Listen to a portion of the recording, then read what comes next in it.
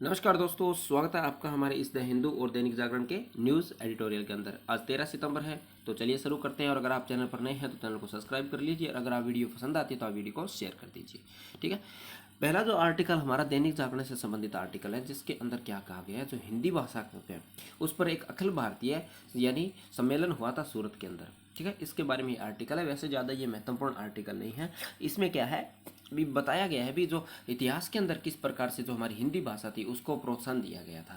ठीक है, और किस प्रकार वर्तमान में इसको प्रोत्साहन दिया जा रहा है। ठीक है, इसमें जब पहले पहले जो आर्टिकल है शुरू होता है, उसमें कहा भी जो जब राजभाषा के तौर पर चुनी जानी थी हिंदी को, तब इसमें 20 लोगों ने कम से कम पक्ष और विपक्ष में मत दिए थे।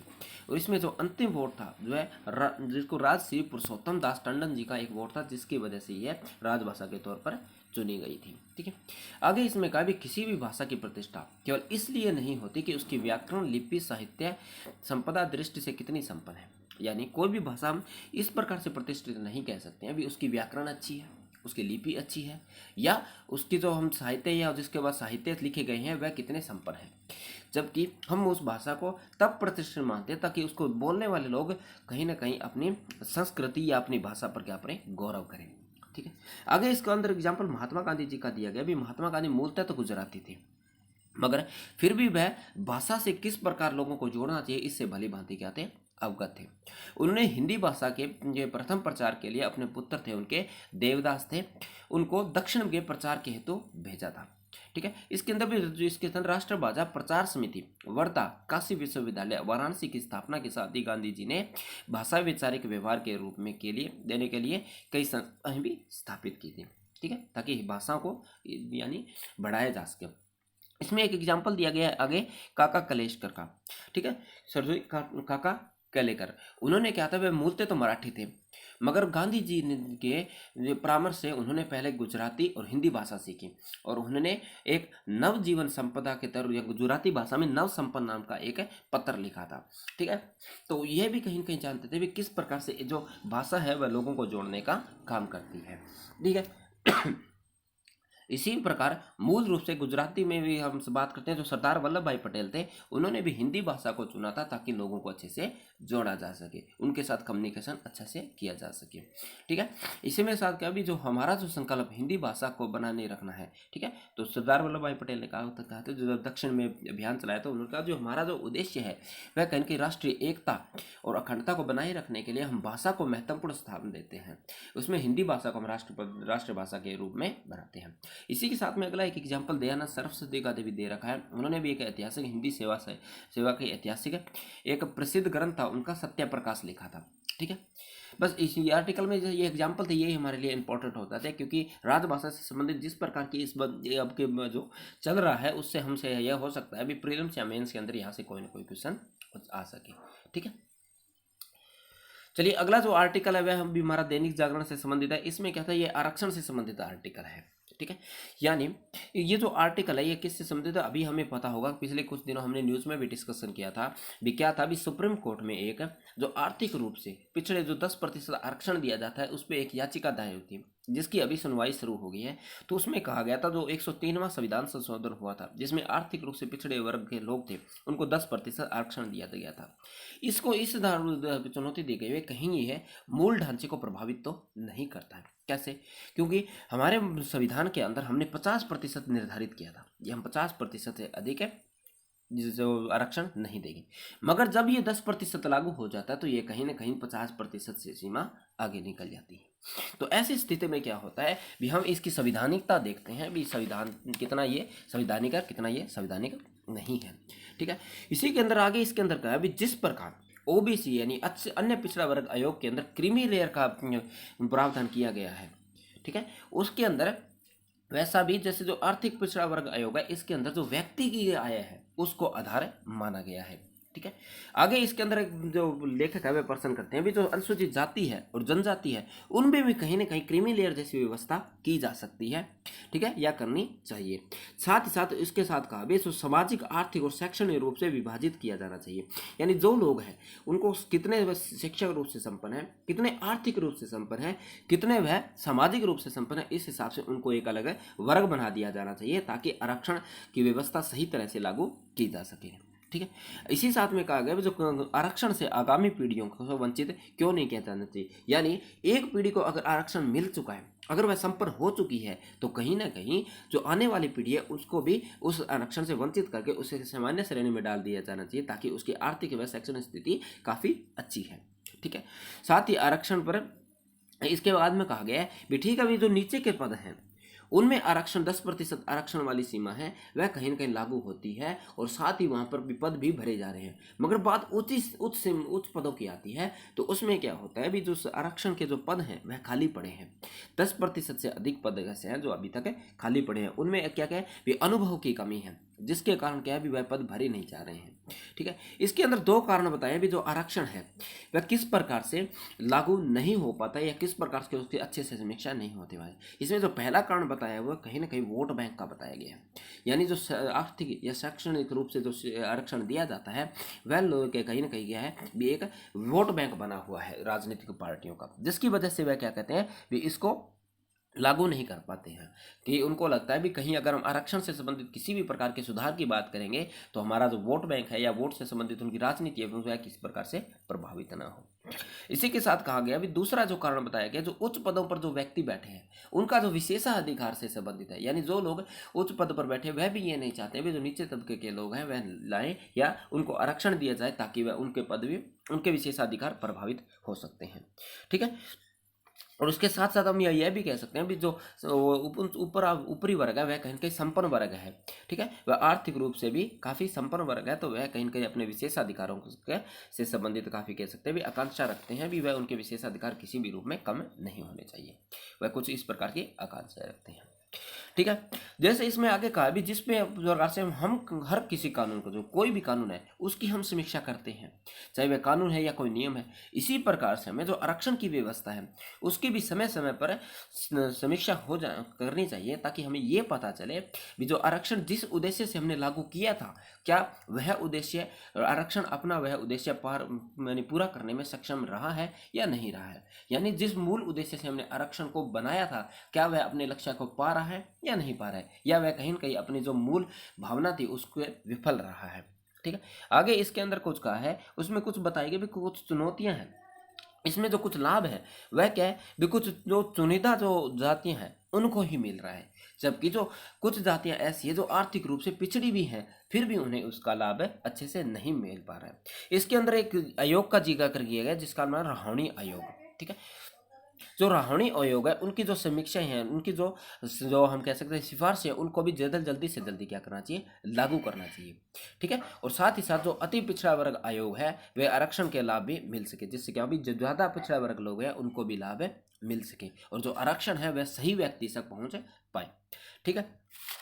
आगे इस आर्टिकल के अंदर क्या है भी जो ऐसा वर्गीकरण है भी जिसके अंदर भी जो अनुसूचित जाति और जनजाति के अंदर भी आरक्षण होना चाहिए, ताकि जो पात्र व्यक्ति है उसी को मुख्य धारा में लाया जा सके। ऐसा ना हो भी जिन व्यक्ति को आरक्षण मिल रहा है वह पहले भी संपन्न है फिर भी उसको आरक्षण मिल रहा है ताकि वह और संपन्न होता जा रहा है, मगर जिसको इसकी जरूरत है उसको आरक्षण नहीं मिल रहा है ताकि वह और गरीब से गरीब होता जा रहा है और शैक्षणिक और सामाजिक रूप से भी उसका उत्पीड़न होता जा रहा है।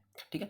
जिसमें वो क्या क्या और इसके अंदर कहा गया है जैसे जो ओबीसी कैरेक्टर है, ठीक है, जिसको आर्थिक रूप से पिछड़ा वर्ग है जो हमें 10% का आरक्षण दिया है, उसके अंदर हमने लिया भी जो आय है, जो हमारी संपत्ति है या आधारित या प्रारंभिक स्तर वाले जो कहीं ना कहीं हमने जो लिया है वह कृषि की आय या कृषि की जो हमारी संपत्ति है या आवासीय व्यवस्था यानी उसका जो रहने का घर किस प्रकार का है, उसके पास भूखंड कितना है, इस प्रकार के आधार हमने तय किए हैं। जबकि अन्य पिछड़ा वर्ग आयोग में ऐसे कोई भी भूखंड हमने तैयार नहीं किया, सिर्फ हमने क्या किया जो अन्य पिछड़ा वर्ग आयोग है उससे संबंधित हमने कुछ एक 8 लाख की सीमा निर्धारित करके भी जिसकी मासिक आय 8 लाख से अधिक है वह क्रीमी लेयर से बाहर है, यानी क्रीमी लेयर के अंदर आता है ताकि उसको आरक्षण का लाभ न मिले। जबकि अन्य पिछड़ा वर्ग आयोग है उसके अंदर क्या है भी कृषि आय को भी संबंधित किया गया है, साथ ही जो कृषि से संबंधित उसकी भूमि है या जो संपत्ति है उनको भी इसके अंदर कवर किया गया है, जबकि ओबीसी के अंदर ऐसा नहीं है।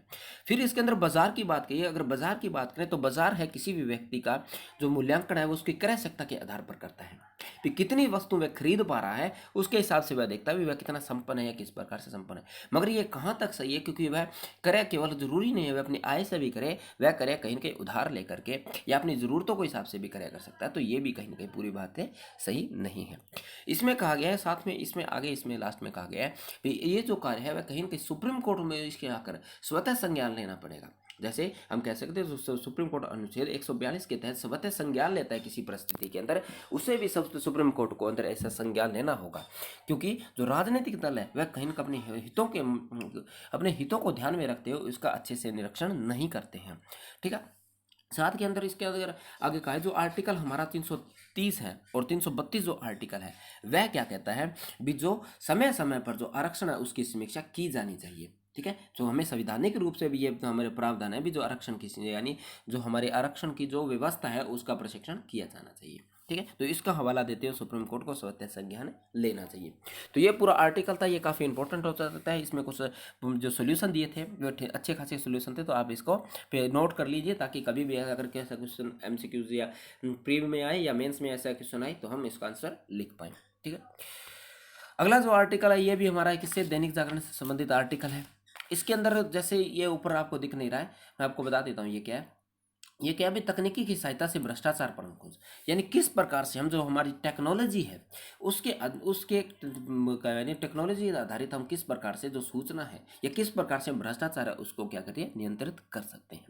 ठीक है, जैसे इसके अंदर क्या स्टार्टिंग किया गया, जो पूर्व प्रधानमंत्री थे हमारे राजीव गांधी जी, उन्होंने कहा था भी, उन्होंने एक एग्जाम्पल दिया था भी अगर सरकार 1 रुपया किसी के पास भेजती है तो वह जब तक लाभार्थी तक पहुंचता है तो वो केवल और केवल 15 पैसे ही उसके पास है पहुंचते हैं। ठीक है, तो कहा गया जो इस प्रकार की व्यवस्था है कहीं के टेक्नोलॉजी से इस प्रकार से हम कम कर सकते हैं।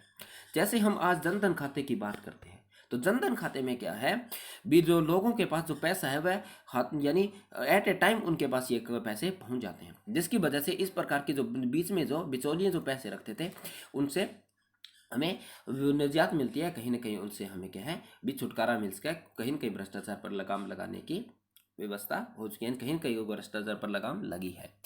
अगला इसके अंदर कहा गया है भी विगत कुछ वर्षों के अंदर सूचना प्रौद्योगिकी या डिजिटलीकरण है या कुछ अन्य उपाय भी लागू लाभ हुआ है, परंतु जितना उनसे लाभ होना चाहिए था उतना उससे लाभ अभी तक हमें नहीं मिला है। यानी कहीं ना कहीं भ्रष्टाचार की जो जड़ें हैं आज भी कहीं ना कहीं बनी हुई हैं भी, जितना हमें उनसे लाभ मिलना चाहिए था उतना लाभ आज भी हमें उन्हें नहीं मिला है। ठीक है, इसके बाद इसके अंदर कहा गया है जो वो भी सरकार भ्रष्टाचार से निर्मुक्त पूरी तरह इच्छा शक्ति से संभव है, यानी जो भ्रष्टाचार से पूर्ण रूप से अगर हमें निजात पाना तो सरकार को पूरी इच्छा शक्ति के साथ कार्य करना होगा। ठीक है, साथ के अंदर इसके अंदर कहा भी जैसे डिजिटीकरण की प्रणाली के माध्यम से हम जो मोबाइल एप्लीकेशन है, जो बिग डेटा है, डाटा मॉनिटरिंग है या बैंकिंग प्रणाली के अंदर ब्लॉकचेन तकनीकी का प्रयोग करके या वह कराधारण का पूर्ण ऑटोमेशन या कृत्रिम बुद्धिमत्ता के अलावा सार्वजनिक निजी क्षेत्र में भ्रष्टाचार व जोखिमों को निपटने के लेखा परीक्षणों के लिए स्वतः निगरानी या विश्लेषण या रिपोर्टिंग जैसे फॉर्मेट टेक्नोलॉजी उपकरण का उपयोग कर सकते हैं। इसका अर्थ क्या है, इसमें कहा गया जैसे हम मोबाइल एप्लीकेशन है, जैसे आज हम क्या भी ज़्यादातर काम ऑनलाइन कर सकते हैं, तो इससे क्या होगा भी जो बीच में जो बिचौली बैठे होते हैं, जो अधिकारी बैठे होते हैं वो पैसे मांगते हैं तो वो पैसे क्या कम हो जाएंगे। हमें अगर कोई जैसे भूमि का जानकारी चाहिए तो हम ऑनलाइन अप्लाई कर देते हैं, हमारे पास वह PDF फॉर्म में या किसी भी फॉर्म में वह जानकारी आ जाएगी। इसी के साथ कहा जो बैंकिंग है उसको भी हमें ब्लॉकचेन तकनीकी से जोड़ देना चाहिए ताकि लोगों का जो मॉनिटरिंग की जा सके, ताकि जो कराधान जैसी स्थिति है या किसी को जैसे कर देना है तो कर क्या होगा ऑटोमेटिक उनके खाते से कर निकल जाए, और कृत्रिम बुद्धिमत्ता से संबंधित तो भी किस प्रकार की उसकी आय बढ़ रही है इतना प्रतिशत उससे से जो खाता है या कितने पैसे है वह ऑटोमेटिक कर में चले जाए। इस प्रकार की हमें टेक्नोलॉजी को अपनाने की जरूरत है ताकि भ्रष्टाचार को और ज़्यादा कम किया जा सके। ठीक है, आगे इसके अंदर क्या कहा गया है भी इस उपकरण से जो कार्यवाहक प्रणाली की रियल टाइम यानी उसी टाइम से हम उसकी निगरानी करने में भी सहायक होंगे, और साथ ही साथ उसमें भ्रष्ट यानी उसके अनियमितता यानी जिस प्रकार के जो उसमें जो यानी गड़बड़ी होती है उसको भी तीव्रता से पकड़ पाएंगे और हमें उच्चतर स्तर की पारदर्शिता देखने को मिलेगी। एक इसके अंदर एग्जाम्पल दिया भी जो पिछले साल जो 8 वर्षों के अंदर, ठीक है, जो भ्रष्टाचार का बैंड चढ़ने के लिए यानी यानी कहीं ना कहीं क्या है अभी सरकार भ्रष्टाचार से काफ़ी कड़े कदम उठा रही है। फिर कि इसके अंदर एक एग्जाम्पल दिया है, इसके अंदर करप्शन प्रिवेंशन इंडेक्स है एक, ठीक है, करप्शन प्रिवेंशन इंडेक्स में जो भारत की रैंकिंग है वह 45 थी। इतने सुधार के बाद भी आज भी उसके अंदर किसी और बेहतर सुधार की हमें आशा नहीं दिख पा रही है। ठीक है, तो यानी हमने सुधार किए हैं मगर भी भ्रष्टाचार की जड़ें हैं वह अभी भी इतनी गहरी हैं भी उनसे पहुंच पाना थोड़ा सा मुश्किल है। ठीक है, क्योंकि जो हमारी 8 साल पहले जो स्थिति बनी हुई थी कहीं न कहीं अब भी वह स्थिति बनी हुई है। आगे इसके अंदर का आगे एक अध्ययन किया गया है इसके अंदर, जिसके अंदर 2,10,068 लोगों को करोड़ रुपए की रिश्वत लेन देन की बात कही गई है। ठीक है, साथ ही अगर इसके अंदर क्या गया जो 62% देशवासी सरकारी कार्यालय में अपना काम करवाने के लिए रिश्वत की संतुष्टि करते हैं। कहा कि अभी जो 62% लोग ऐसे थे जो जल्दी से काम करवाने से संबंधित रिश्वत को बढ़ावा देते हैं, रिश्वत देकर अपना काम जल्दी करवाने से चलते हैं। तो कहीं ना कहीं लोगों को जागरूक करना भी यहाँ कहीं ना कहीं जिम्मेवारी बनती है। बाकी इसके अंदर आगे इसी प्रकार के कुछ एग्जाम्पल्स दे रखे हैं ये लोगों को किस प्रकार हमें यानी करना चाहिए, यानी जागरूक करने से संबंधित कहा गया है। इसी के अंदर डॉक्टर जो राम मोहन लोहिया था उन्हीं का एग्जाम्पल दिया। उन्होंने भी जो भ्रष्टाचार और व्यापार और भ्रष्टाचार से संबंधित है कहा था भी जितना भारत के अंदर इसका प्रभाव है उतना किसी और के अंदर ऐसा प्रभाव देखने को नहीं मिलता है। ठीक है, इसके अंदर कहा भी जैसे हम के जो टेक्नोलॉजी है इससे क्या होगा जो आम नागरिक और अधिकारी के बीच में जो क्या होगा भी रोक सकते हैं भी अधिकारी और आम नागरिक के बीच में किसी प्रकार का जो हम कह सकते हैं जो समन्वय नहीं होगा, तो जिससे हम कहीं ना कहीं जो भ्रष्टाचार जैसी स्थिति है उससे हमें कम कर सकते हैं। ठीक है, बाकी अंदर इसके अंदर कहा गया है जैसे जो हेल्थ इकोनॉमिक सिस्टम को लागू करने के लिए सामुदायिक स्वास्थ्य केंद्रों को लागू करना होगा। यानी इसी के अंदर क्या जैसे इस प्रकार से जो हेल्थ सिस्टम है उसके अंदर जो डिजिटलीकरण है उससे भी कहीं ना कहीं जो हमें मदद है। सामुदायिक स्वास्थ्य केंद्र है वहाँ पे भी डिजिटलीकरण लागू करने से भ्रष्टाचार को रोका जा सकता है। और सार्वजनिक सेवाओं का डिजिटलीकरण करना और डायरेक्ट बेनिफिट ट्रांसफर जिसको हम कहते हैं भी रियल टाइम पैसे हमारे पास पहुंच जाते हैं, जरिए हम लीकेज प्रूफ नगद इत्यादि यानी जिस प्रकार की जो पैसे की लीकेज होती थी उनसे हम इस प्रकार को क्या कर सकते हैं, कम कर सकते हैं। इसी प्रकार से इसमें जो छात्रवृत्ति का एग्जाम्पल दिया गया है, गैस की सब्सिडी का एग्जाम्पल दिया गया है, राशन कार्डों के आधार पर जो हमें जोड़ने की बात कही गई है, जो रेलवे टिकट है उसका कंप्यूटरीकरण करने की बात कही गई है। ठीक है, इस सब से क्या है भ्रष्टाचार पर अंकुश लगाया जा सकता है। ठीक है, अगला है भी यदि ये तकनीकी में पारदर्शिता लाती है तो उसे भ्रष्टाचार के जरिए इतना धन इकट्ठा किया जा सकता है जिससे हमने गिनने के भी, यानी अगर हम तकनीकी के माध्यम से भ्रष्टाचार को नियंत्रित कर देते हैं तो उतना पैसा हम इकट्ठा कर सकते हैं जिसको हम आसानी से गिन भी नहीं पाएंगे। ठीक है, तो बाकी इसमें यही कहा है कि किस प्रकार से जो भ्रष्टाचार को हम तकनीकी के माध्यम से रोक सकते हैं। ठीक है, यही आर्टिकल था। तो एक ये आर्टिकल है भी कृषि में विकास से सुधरेगी आर्थिक स्थिति, हमें एक अलग से आर्टिकल देख लेते हैं जिसमें ये एक अलग स्क्रीनशॉट ले रखा है। इसमें कहा गया जो आर्थिक स्थिति में कृषि की कैसी स्थिति है। इसके अंदर पहले जो गया भी जो वित्त वर्ष हमारा 2022-23 था, इसके अंदर जो हमारी जो पहली जो आर्थिक जो जीडीपी की जो दर थी वह लगभग 13.5% थी। ठीक है, वो जो कि पिछले तिमाही में लगभग 4 महीनों की तिमाही में सबसे ज़्यादा तेज थी। फिर इसके अंदर कहा गया इसमें केवल कृषि और बागानी और मछली पालन की केवल 4% की वृद्धि तो केवल इन क्षेत्रों से संबंधित थी। ठीक है, तो हम कह सकते हैं 4%, 13% में अगर 4% सिर्फ कृषि संबंधित क्षेत्रों से थी तो कितना महत्वपूर्ण ये हमारे लिए हो सकता है।